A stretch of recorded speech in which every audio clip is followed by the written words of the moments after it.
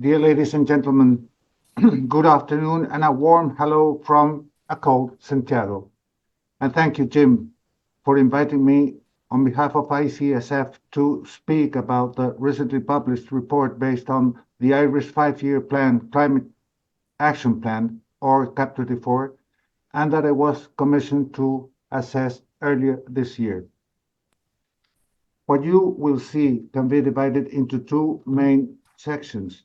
The first explains the technical and economic background that allows us to understand and to determine and calculate what actually happens with electricity costs and CO2 emissions as renewables penetration expands in a power grid, which is quite different of what is officially promoted in the West.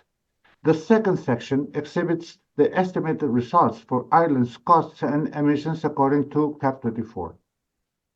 The following analysis of solar and wind energy's main weapons to fight against man-made global warming is applicable to any free world nation that has been plagued by these so-called clean energy sources, sustainable, most affordable engines of development, and essential to avoid such a disaster, and which have brought them extreme adverse economic consequences. So I will start by exhibiting the usual green argument used by promoters of renewables to try to prove that renewables are so good for the planet. And they start by this first premise or statement saying that fuel cost of renewables is zero, which is a true statement, followed by this other one that renewables don't burn fossil fuels, which is also true. And this third one, that is also true, that the cost of renewables, meaning the investment cost of renewables, have sharply decreased over the last 15 years. So these three premises derive into a very easy to swallow conclusions that electricity, sorry, let me put this frame out because I can't read. That's it. Electricity prices must drop as well as CO2 emissions. But what happens when there is no cause-effect relationship between premises and conclusions? Then the entire argument becomes non-valid because the conclusions are false. And why is this? Because we have the facts. Indeed, we can see this very famous graph of 2014 that shows, which by the way, I don't like because it leaves time as a constant. But anyway, it shows how electricity prices in Europe escalates as the installed and wind solar capacity increases. So what I did here was to update it to year 2023, and unfortunately, the correlation gets very poor. So what I did next is to leave countries as a constant and time as variable. So now we got a correlation 10 times better than the one before. And here we have a sample for 6 nations of Europe. You can see, like, as always, the price of electricity goes up as the renewable generation or penetration in those grids escalates. And this also goes for Australia, and in fact for every single country around the world that increases their renewable penetration. There's no country around the world that can show the opposite. When increasing renewable generation, the price of electricity goes down. And what about CO2 emissions? Well, it seems that yes, perhaps thanks to renewables, CO2 emissions have gone down in Germany, in Italy, in the United Kingdom, in France, and so many other countries. But was it thanks to renewable, or rather because in these countries the total generation went down?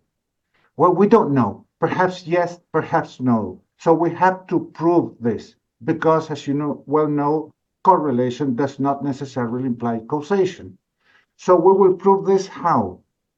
By building a very simple cost structure consisting of a thermal and a renewable generation source with their own technical and cost variables that derive in what we call the levelized cost of electricity, which stands for the estimated revenue required to build and operate a generator over a given cost recovery period. And what do we have here? We have the usual numbers that like to publish agencies like the Energy Information Administration, the International Energy Agency, the Lazard Agency, and IRENA. Most of them reach to more or less the same values. But this is absolutely misleading because in the case of renewables, both the capacity factor as well as the project lifetime has been extremely exaggerated. So if we bring down those values to realistic ones, for instance, the capacity factor, we bring it down from 43% down to 30 or 35% for windmills, and the project lifetime from 30 years. Have you ever seen a windmill operating for 30 years? I haven't. At most 15 years, then we get this new levelized cost, almost twice as the other one. And the same goes on, happens with thermal generation that has been exaggerated in the fuel cost. So if you bring it down to the levels of last year, we slightly reduce this thermal levelized cost of electricity. Not so much, but a little bit. But now what happens? This is real for the United States, and it's not what Europe is experiencing, because Europe is suffering for a very, very high cost of energy. So if we update that number, that is more than 4 times greater than the ones in the United States, we update this figure up to $117 per megawatt of thermal generation, combined cycle, I mean, gas turbines. Now, yes, finally we get it, really, that the cost of thermal sources is greater than those of renewables. So, green men and women must be very happy because they must be claiming, why don't we continue to increase renewables? Because we will make the cost of electricity to go down. See how expensive are thermal generation sources. But that is not how a grid works, because this is being seen as an isolated system, and we must analyze a grid as such, as an integrated structure. And what was missing here is nothing less than all of this. If we increase the renewable generation, that will affect the thermal generation because of the need of backup to the natural intermittencies from renewables. And what does this mean? That the fuel consumption will increase. We will pass from base load or efficient generation to non-base load or inefficient generation with the ups and downs of the weather. So that will increase along with renewable generation. And that will affect, of course, the fuel cost of electricity, given by the formula there, where EG is the cost of energy and H is the operating heat rate. That H is the one that goes up, making the fuel cost to go up. But now again, as an integrated system, we must take a photograph and see, these are figures for Ireland, by the way. We must see where Ireland is standing right now. Ireland has long passed the limit beyond which it has started to lose electricity, because you cannot inject more electricity than the one demanded in every single moment. So the cost of electricity beyond that limit for both for thermal and renewables goes up, because in the case of renewables, more installed capacity will be distributed the cost of more installed capacity will be distributed in a lesser amount of generation. So it goes up to 81. And the thermal LCOE goes up to $182 per megawatt hour. But this is still half the story. What about the full cost of electricity, the one we all pay for? That is nowhere to be seen by these green men and women. What is full cost of electricity? It's the thermal plus the renewable costs of electricity weighted by their respective fraction in the grid. You see the formula in yellow down there. And in this case, it's 144, way above the $81 of the renewable levelized cost. We will see this more in detail as follows.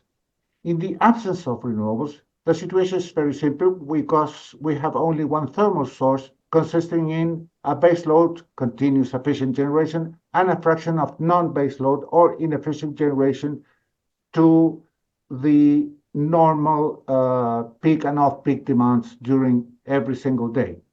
But in the presence of renewables, the situation changes a lot, because now we must despite we have reduced in the same proportion the thermal generation, we have added another fraction shown in the dark gray bar there of non-base load generation to backup renewables that behave more or less like this. There will be time when the wind is blowing and the sun is shining that the renewable generation source will be able to operate at full load capacity, suggesting that in that period of time there will be no need of thermal generation, which is absolutely false, because behind that beautiful green bar there is a ghost hidden somewhere else in the grid, burning fuel without generating electricity that is called spinning reserve or rotating reserve, waiting for the wind or the sun to go away. And when they do go away, then they must quickly ramp up and fully replace the renewable generation. In average, both generations are equal. And here we come to the first rule of thumb that states that if grid stability is demanded for every megawatt of renewable generation capacity, there must be at least 1 megawatt of thermal capacity for backup purposes. And this is one of the biggest mistakes of the West. They don't do that. They just go on building windmills without the proportional increase in natural gas generation. Now, seeing the cost from the generator perspective or the grid as an isolated system, yes, the renewable cost of electricity is constant within a range. And why is this? Because the merit order, as we escalate in our renewable capacity, installed capacity, all the electricity will be dispatched into the grid because of this merit order. But what happens with the thermal generation cost? It starts going up from the beginning, because from the beginning, the fuel consumption starts increasing, or the non-base load generation. That is why it increases from the beginning. But beyond this limit, when we are already starting to lose renewable electricity, then the levelized cost of renewables goes up exponentially, while the thermal generation cost continues to go up because there will still be a need of backup generation, because the electricity dispatched into the grid from the renewable generation source will continue to increase, but logarithmically. So the cost of renewables will continue to thermal sources will continue to increase. Now, seen from the perspective of the grid, this is the same as the levelized cost, but this time weighted by their generation fraction in the grid. So in the case of the renewable cost, it starts increasing from 0 when it has 0% of renewable generation in the grid, up to, and it grows or increases linearly up to the maximum limit that we'll explain in detail later.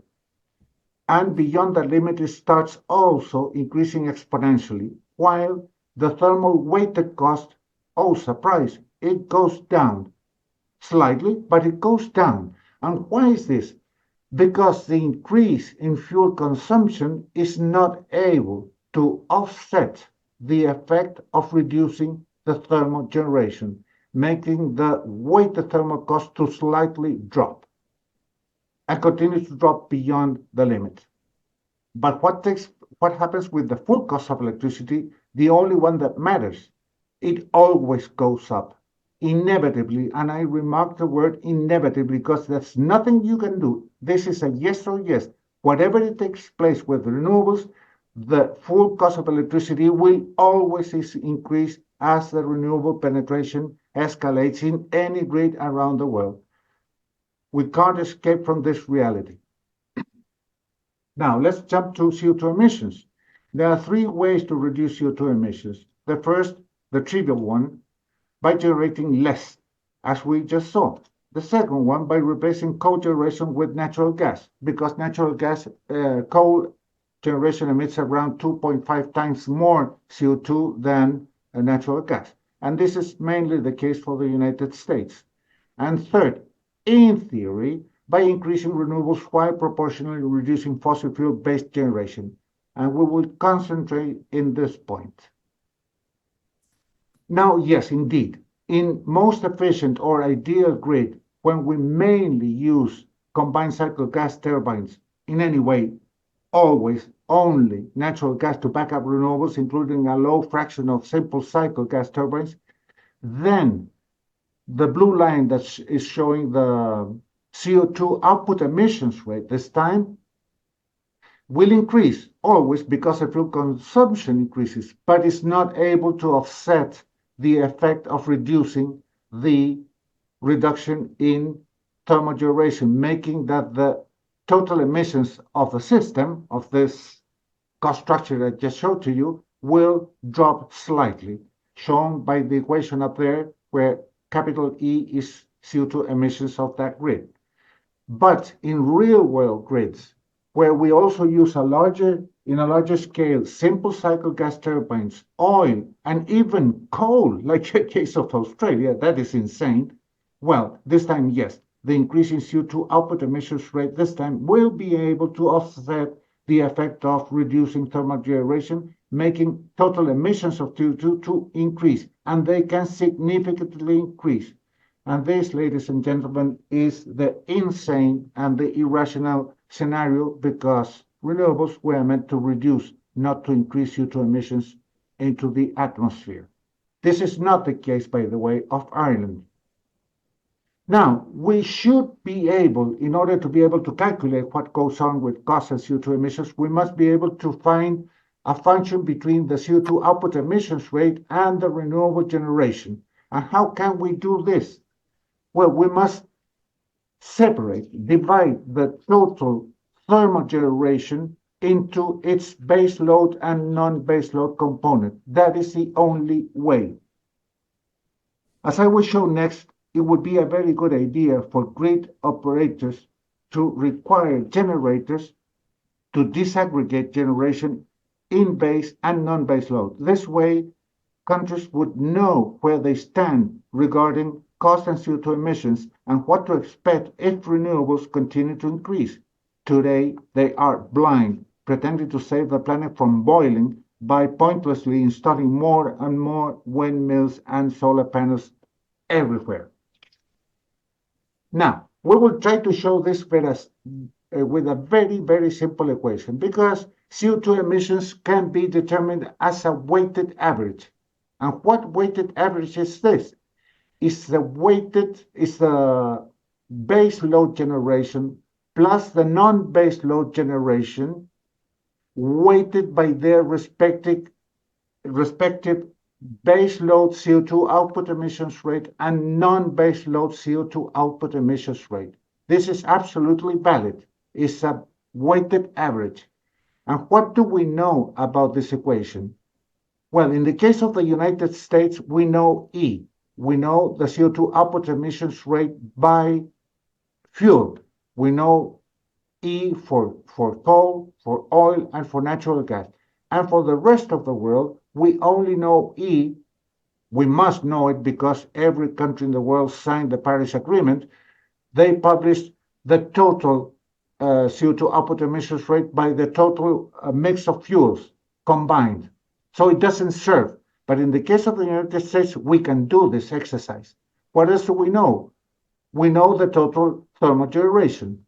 We know the base load CO2 output emissions rate because we know that combined cycle power plants operating at 95% of full load capacity, or which is the same, around 58% of efficiency, emits 0.353 tons of CO2 per megawatt hour generated. What else do we know? Nothing else. So in this case, this equation can't be solved, has infinite solutions. But what if we do what we just mentioned in the slide before, and we disaggregate the thermal generation to base load and non-base load, and we know them now, then we have a value for the non-base load generation, and thus we will know how renewables impact in the increase in CO2 output emissions rate. That is the only way. You may ask now, how do I know that E sub n is constant? And the only way to vary the CO2 output emissions rate is by increasing renewable generation? For two reasons. First of all, because of the facts that we'll show you in a moment. And second one, because of the law of big numbers. This is the same as to making an analogy of your car driving in the city. You will have an average fuel consumption of your car driving in the city, only in the city. And it doesn't matter if you drive your car 100 kilometers, 200 kilometers, or 300 kilometers. It will still be the same rate of fuel consumption. This is the same. And now a big fact, the grid of the United States.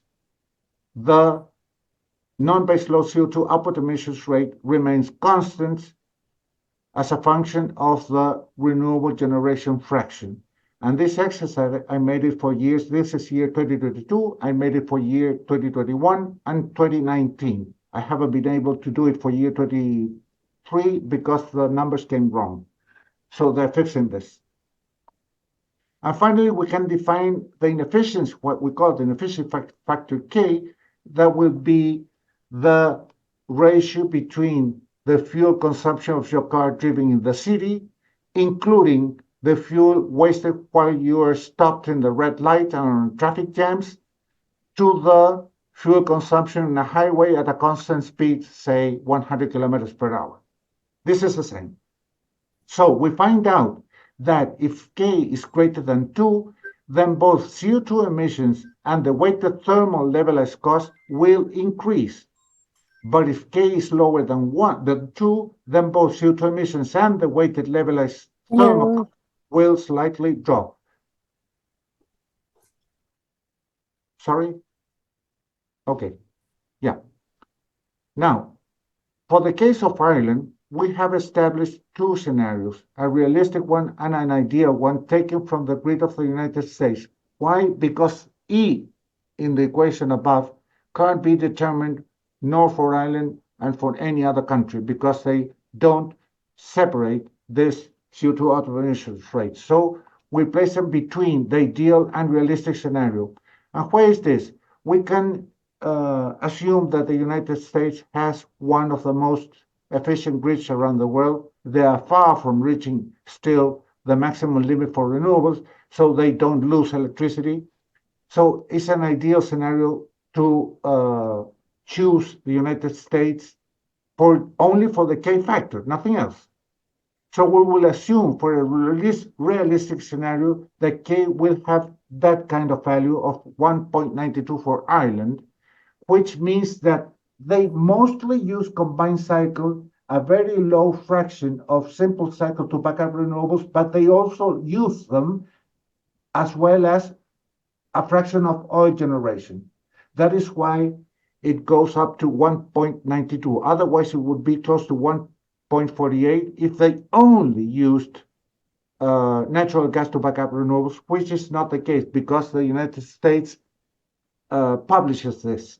So we know that for them, K factor is 1.92. So we are assuming still that in the case of a realistic scenario for Ireland, this will still be a very, very efficient scenario. Now, here arises another question, is that if we are going to be able to have 100% of renewable generation on the grid. Sorry, I can't read up there because I have this bar, green bar there. I can shut it down. Anyway. Okay. The question is the following. Are we going to be able to have 100% of renewable generation in our grids? Let's see, perhaps. And we'll see this with starting by this equation, well-known equation, where N is defined as a necessary renewable installed capacity that will be able to satisfy the fraction F of the entire annual generation of a grid. And it's given by that formula there where F is the fraction, D is the hourly demand, and Z or Z is the renewable capacity factor. Now let's see this schematically just and only as an example with a sine curve. Here we have N having a value of 33% of the hourly demand. That means that operating at full load capacity, which is the maximum for this sine curve, they will still have a lot of room to continue increasing their renewable generation because there will be no loss and they will earn a lot of money. What if we increase up to 50% of the hourly demand? We still have a lot of room. And what if we match the hourly demand at operating at full load capacity? Then it's easy to understand that beyond this limit, some generation will be lost. How much? We will see this next. But first of all, let's replace this maximum n equals d in the left equation, and we immediately get that the maximum renewable generation fraction in a grid is equal to its capacity factor. Nobody knew this. So, ladies and gentlemen, let me introduce you the second Columbus egg. Now, let's continue to increase the renewable generation installed capacity. And yes, there will still be some generation dispatching to the grid, but also a big loss of electricity. And if we continue this, we will, for instance, N being equal to 2 times the hourly demand, then yes, a shorter amount, a smaller amount of electricity will still be dispatched to the grid, but a larger amount will be lost.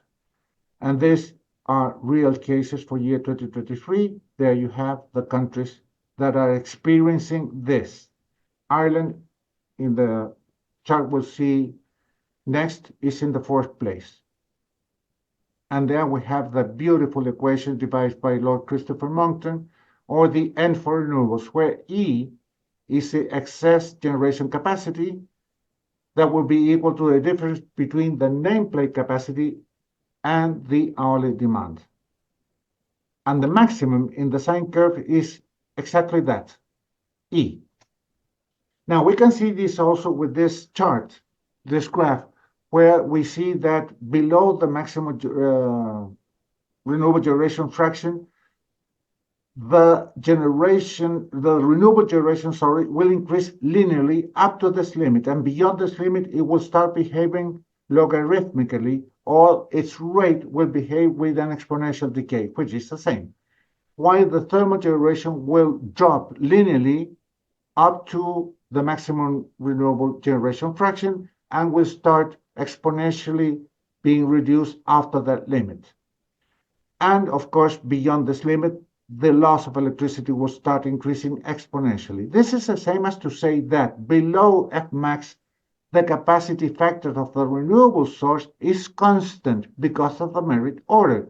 All the electricity goes into the grid. So that is a technical value up until its maximum, and it depends on weather patterns. But beyond this limit, it starts decreasing exponentially. So it leaves to be, it's no longer a technical parameter because it no longer depends on the weather patterns. Now we can see here easily that for having 100% of renewable generation in a grid, we would have to have infinite renewable installed capacity. You see now that it will always be impossible. It's a limit. Now here we have what's going on, what's happening with 19 nations. There you have by far Germany being in the first place, followed by Spain, Hungary, very strange, and Ireland in the 4th place with almost 1.5 value for N divided by D. And then we have the next 9, starting by China. I believe that China, if that number is true, will never pass the limit of 1 because they know that this is what really goes on. And finally, we get to the very pleasant examples of Pakistan and Russia that almost have no renewables. And surprisingly, the Czech Republic is very low. You see United States, today is 0.6, it will drop fast in the next years. Now let's go to what's going on in Ireland, and we will start first by seeing what are the targets of the so-called CAP24. First of all, we have the targets in installed capacity. This plan was to increase by fold the current capacity factor, but strangely, they're increasing heavily in 15 times the renewable source that less electricity provides in a country that almost have no sunshine. You have more or less an 11% of capacity factor for solar panels, but you are significantly increasing that capacity. Then we have the renewable generation share that wants to escalate up to 80% or twice the current renewable generation fraction, an electricity generation increase of 25%, and a reduction in 10 million tons of CO2 emissions, and also to become Ireland more independent from fossil fuel purchase abroad. Now, in order to be able to calculate all of this, we must use a very simple parameters within many others, but I will show you some of this. There we have the increase in installed capacity that will make that the weighted average investment cost of renewables will escalate, will increase by 35%. Why is this? Because the mix is changing. And this mix produces that the capacity factor, weighted capacity factor of renewables will drop from 28% below the maximum limit down to 24%. And there we have the increase in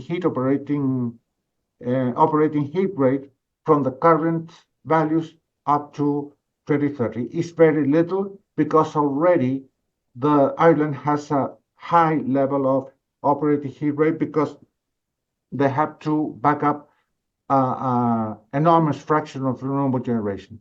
And we, for now, will leave constant the total generation, and we will not include in this first part an increase of 35%, because first of all, it's very difficult to just or simply violate the law of supply and demand. When something increases in price, most of the times the purchase of that product or service will drop.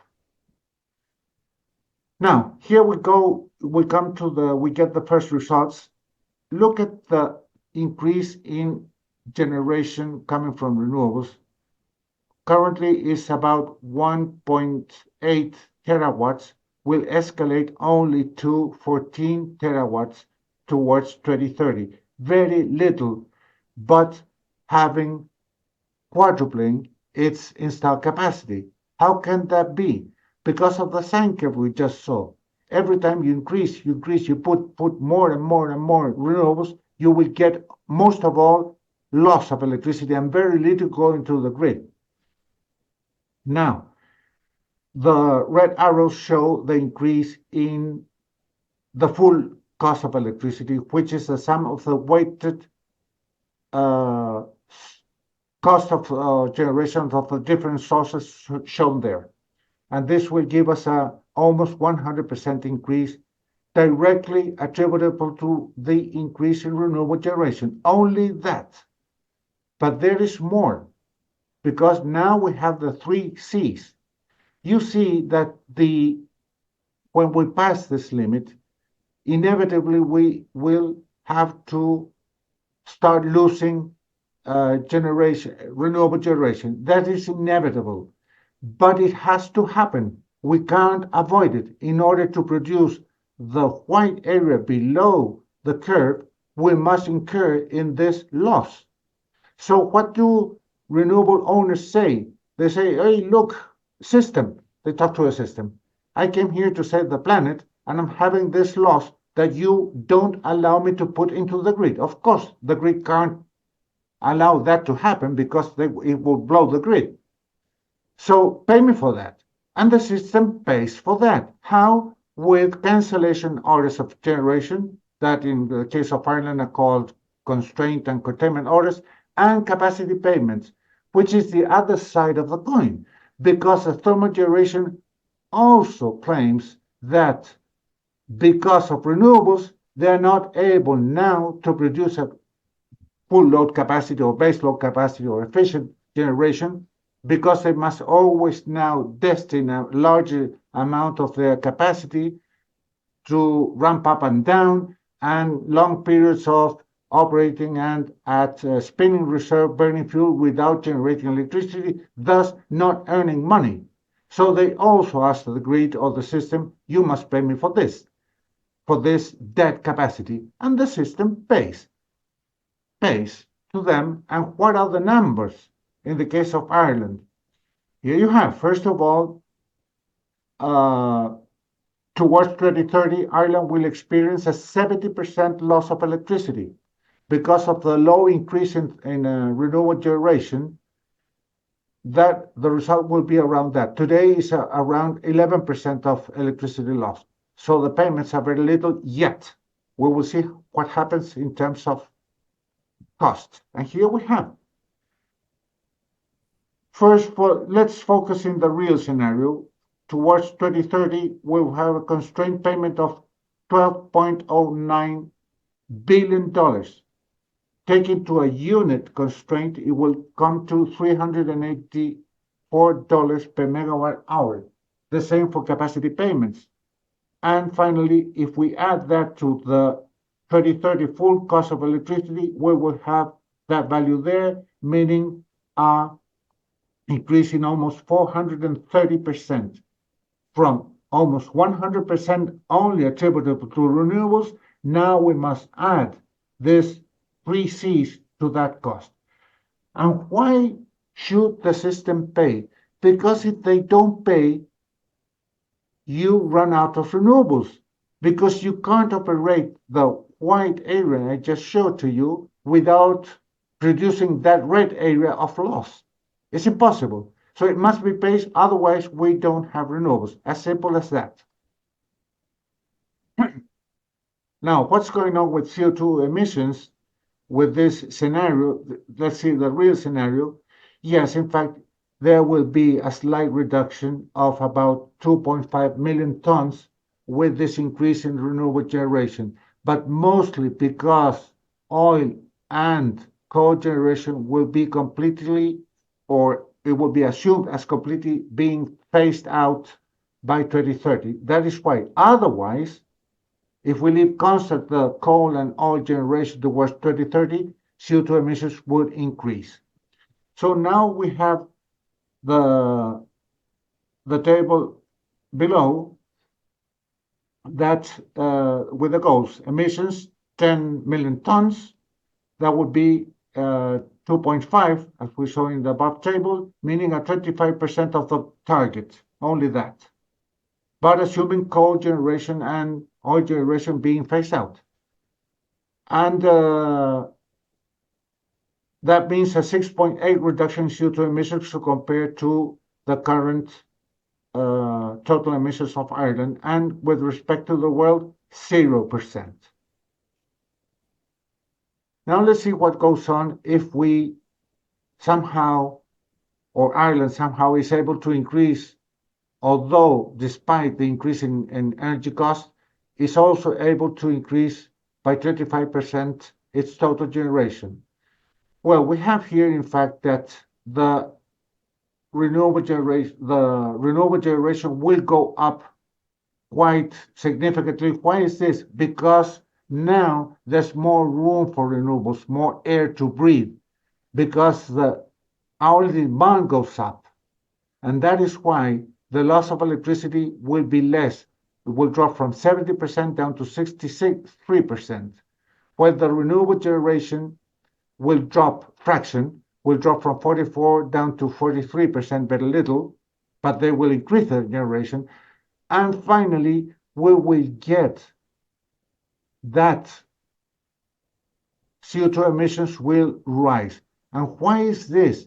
Because the increase in renewable generation is much less than the increase in the total generation. 25% is around 7.5 terawatt hours that will have to be covered by more natural gas generation. So in this case, emissions will go up, as you can see there.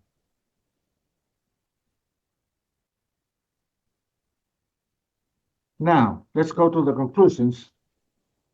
By increasing renewable generation, In terms of cost, the cost of electricity inevitably increases regardless of any improvements from renewables, such as a reduction in their investment cost or an increase in capacity factors. The only way to reduce the cost of electricity in a grid is by a fall in the fuel cost and or going to coal generation, like in China, India, and most likely the US from now on. The cost increase here analyzed is strongly aggravated by the introduction of costly and damaging market interferences when exceeding the limit for renewables, such as curtailment or constrained generation orders, and capacity payments that have the effect of subsidizing wind and solar generation for non-existent additional power at the expense of customers. In the case of Ireland, given the magnitude of renewable generation capacity that would be lost under the CAP34 expansion in renewable installed capacity, the cost of electricity could soar by 430%. Regarding CO2 emissions, if renewables didn't bring about a huge increase in electricity prices, they will still be economically ineffective in reducing CO2 emissions because only in ideal grids can a small reduction be achieved.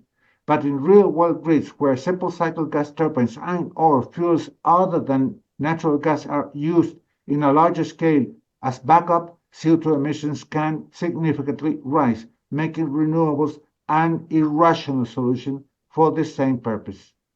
Ireland would attain a 6.8% CO2 emissions reduction, but mainly because it is assumed a full decommissioning of coal and oil-based generation. The efficient way to reduce CO2 emissions, if needed, which is not, although more expensive, is by replacing coal directly with natural gas generation. Renewables only hinder such reductions.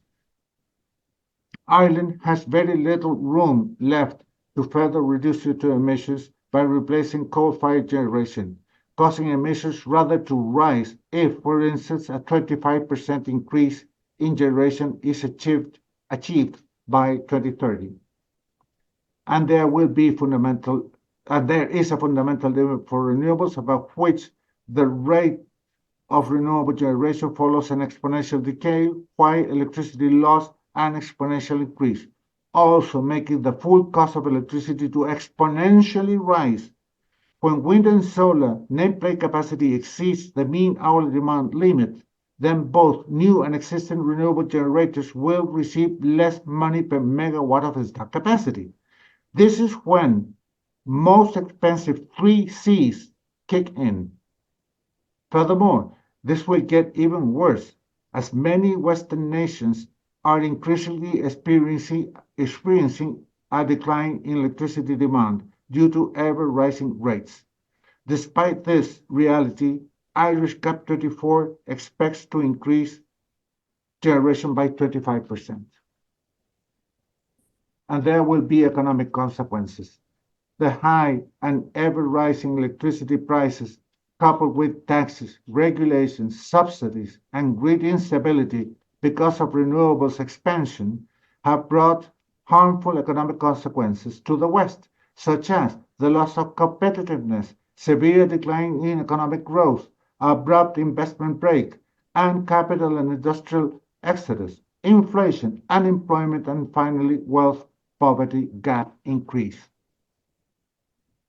And net zero is in any event impossible simply because the amount of rare metal resources is infinitely lower than what would be needed. Thus, a utopia trying to become true by imposing extremely expensive and unnecessary green energies. Even if achieving net zero, Ireland would prevent global warming to rise 0.00009 degrees Celsius in 25 years, something unmeasurable by any man-made instrument.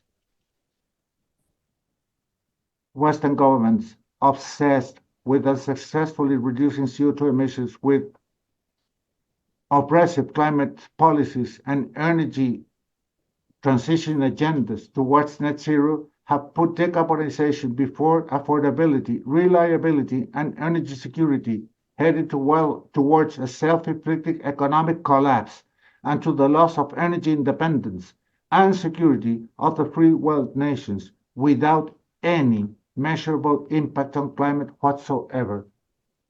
Meanwhile, over the past 7 years, for every megawatt hour of coal generation capacity decommissioned in the world, 2.3 megawatt hours of that same capacity have been built in China and India. And for every ton of CO2 reduced in the world, 5.8 tons have been added by these two countries. For Ireland, these ratios become 670 megawatt hours and 1,125 tons, respectively. Perhaps, with a farewell to climate change, 2025 will be remembered as a year when the USA once again chose a path to sovereignty, freedom, and prosperity. For the rest of the West, times of green romanticism have run out, and today its leaders find themselves at a crossroad. Either will they continue demonizing CO2 by imposing destructive economic policies, throwing nations off the cliff in the name of saving the planet from a non-existent problem, or will they finally acknowledge that CO2, apart from being harmless, colorless, odorless, non-polluting, and not capable of changing neither the Earth's temperature and the climate, is instead essential for plant and animal life on our world? Will the EU follow? And that is the end for renewables. Thank you so much.